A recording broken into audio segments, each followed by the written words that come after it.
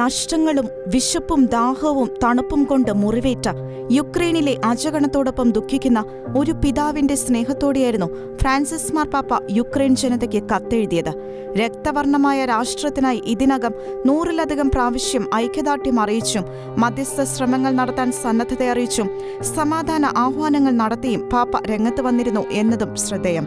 സ്ത്രീകൾ, യുദ്ധം മൂലം വിധവകളായവർ, യുദ്ധമുന്നണിയിലേക്ക് അയക്കപ്പെട്ട യുവാക്കൾ, ഒറ്റപ്പെട്ടുപോയ വൃദ്ധജനങ്ങൾ, അഭയാർത്ഥികളാക്കപ്പെട്ടവർ, പലായനം ചെയ്തവർ, സന്നദ്ധ പ്രവർത്തകർ, പുരോഹിതർ, രാജ്യത്തിന്റെ അധികാരികൾ എന്നിങ്ങനെ സർവരെയും അഭിസംബോധന ചെയ്യുന്നതായിരുന്നു യുദ്ധത്തിന്റെ 9 മാസങ്ങൾ പിന്നിട്ട സാഹചര്യത്തിൽ പാപ്പ അയച്ച കത്ത്.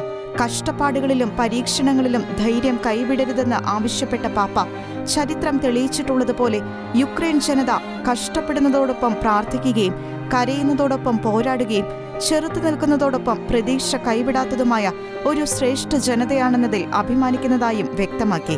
റഷ്യൻ ആക്രമണത്തിന്റെ ആദ്യ ദിവസമായ 2022 ഫെബ്രുവരി 24 മുതൽ കിഴക്കൻ യൂറോപ്യൻ രാജ്യമായ യുക്രൈനിലെ ദൈനംദിന അപ്പമായി മാറിയ ഭീകരതയുടെ ഒരു പട്ടിക വിവരിക്കുന്ന പാപ്പയുടെ കത്ത് രക്തവും കണ്ണീരും ഒഴുകുന്ന യുക്രൈനെപ്പറ്റി യാഥാർത്ഥ്യബോധമുള്ള ഒരു ചിത്രം വരച്ചു കാട്ടുന്നുമുണ്ട്. ഭയാനകമായ സ്ഫോടനങ്ങൾ, ഇടതടവില്ലാതെ മുഴങ്ങുന്ന സൈറണുകളുടെ ഭീതിജനകമായ ശബ്ദങ്ങൾ, മരണം, നാശം, വേദന, വിശപ്പ്, ദാഹം, തണുപ്പ് എന്നിവ വിതയ്ക്കുന്ന മിസൈലുകളുടെയും ബോംബുകളുടെയും പെരുമഴ, സ്വദേശം വിട്ട് പലായനം ചെയ്യേണ്ടി വന്ന അവസ്ഥകൾ, ഭവനത്തെയും പ്രിയപ്പെട്ടവരെയും ഉപേക്ഷിച്ച് അന്യദേശങ്ങളിൽ കുടിയേറേണ്ടി വന്ന സാഹചര്യങ്ങൾ എന്നിവ പാപ്പ വേദനയോടെ സ്മരിച്ചു.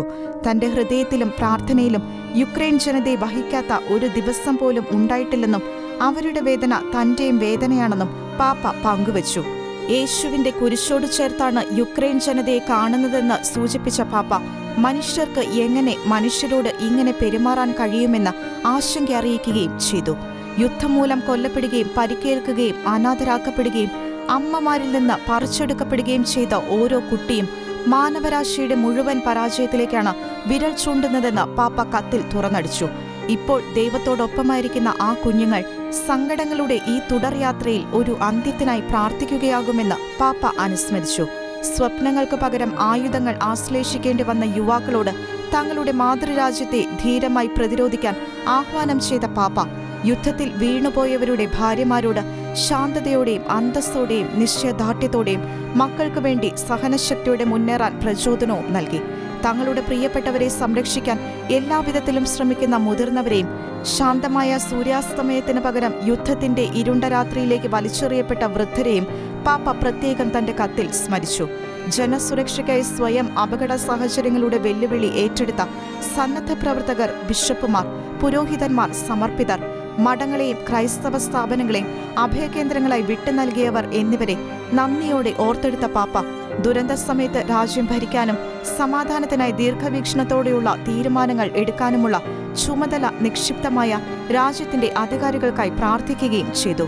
ക്രിസ്മസ് കാലത്ത് വേദനയുടെ മുറവിളി കൂടുതൽ അനുഭവപ്പെടാനുള്ള സാധ്യത വിലയിരുത്തിയ പാപ്പ തിരുക്കുടുംബത്തിന് അഭിമുഖീകരിക്കേണ്ടി വന്ന ബെത്ലഹേമിലെ പരീക്ഷണങ്ങളിലേക്ക് യുക്രൈൻ ജനതയ്ക്കൊപ്പം മടങ്ങാൻ താൻ ആഗ്രഹിക്കുന്നുവെന്നും തണുത്തതും ഇരുണ്ടതുമായി മാത്രം തോന്നിയ ആ രാത്രിയിൽ ദൈവത്തിൽ നിന്നും വന്ന വെളിച്ചം അനുസ്മരിച്ച് അതിലേക്ക് ശ്രദ്ധ പതിപ്പിക്കണമെന്നും കൂട്ടിച്ചേർത്തു. റഷ്യയും യുക്രൈനെയും പ്രതിഷ്ഠിച്ച പരിശുദ്ധ മറിയത്തിന്റെ മാതൃഹൃദയത്തിലേക്ക് യുക്രൈൻ ജനതയുടെ കഷ്ടപ്പാടുകളും കണ്ണുനീരും സമർപ്പിച്ചുകൊണ്ടാണ് പാപ്പ തന്റെ കത്ത് ഉപസംഹരിച്ചിട്ടുള്ളത്. International desk, Shekinah news.